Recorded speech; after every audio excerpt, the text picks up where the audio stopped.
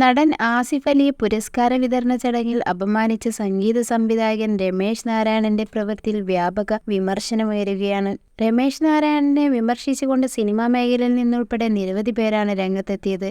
സംഭവം വിവാദമായതോടെ രമേശ് നാരായണൻ വിശദീകരണം നൽകിയിരുന്നു. ബോധപൂർവം അപമാനിക്കാൻ ശ്രമിച്ചിട്ടില്ലെന്നും അങ്ങനെ തോന്നിയെങ്കിൽ ക്ഷമ ചോദിക്കുന്നുവെന്നുമാണ് അദ്ദേഹം പറഞ്ഞത്.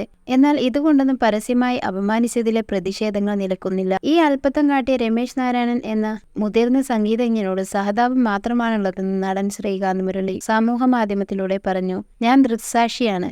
അത് താങ്ങാവുന്നതിനും അപ്പുറമായിരുന്നു. ആസിഫ് അലിയുടെ സ്വതസിദ്ധമായ ചിരിയിൽ ഉരുകിയില്ലാതായത് പണ്ഡിറ്റ് ജിയോട് എനിക്കുണ്ടായിരുന്ന ബഹുമാനമാണ്. AT എന്ന ഇതിഹാസത്തിന്റെ മനസ്സിൽ വിരിഞ്ഞ കഥാപാത്രങ്ങളെ അപ്രപാളിയിലേക്ക് സന്നിവേശിപ്പിച്ച ധാരാളം കലാകാരന്മാരുടെ മുന്നിൽ ഈ അല്പത്തം കാട്ടിയ രമേശ് നാരായണൻ എന്ന മുതിർന്ന സംഗീതജ്ഞനോട് സഹതാപം മാത്രം, ശ്രീകാന്ത് മുരളി പറഞ്ഞു. സംവിധായകൻ സാജിദ് യഹിയും രമേശ് നാരായണനെ വിമർശിച്ച് രംഗത്തെത്തി. ഇത്രയും മനോഹരമായ ട്രെയിലർ ലോഞ്ചിൽ വെച്ച് ഒരിക്കലും ചെയ്യാൻ പാടില്ലാത്ത കാര്യമാണ് രമേശ് നാരായണൻ ചെയ്തത്. ജയരാജ് തന്നെ ഉപഹാരം നൽകണമെന്നുണ്ടെങ്കിൽ അത് നേരത്തെ തന്നെ സംഘാടകരോട് പറയാമായിരുന്നു, അല്ലെങ്കിൽ ആസിഫിനോട് തന്നെ നേരിട്ട് പറയാമായിരുന്നു. രമേശ് നാരായണൻ ചെയ്തത് വളരെ മോശമായ കാര്യമാണ്.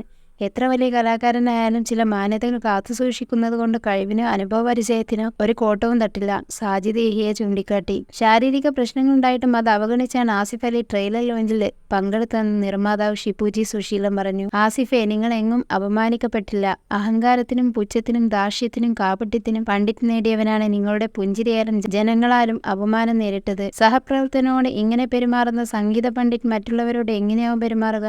ഇങ്ങനെയൊക്കെ എങ്ങനെ കലാകാരനെന്ന് വിളിക്കും?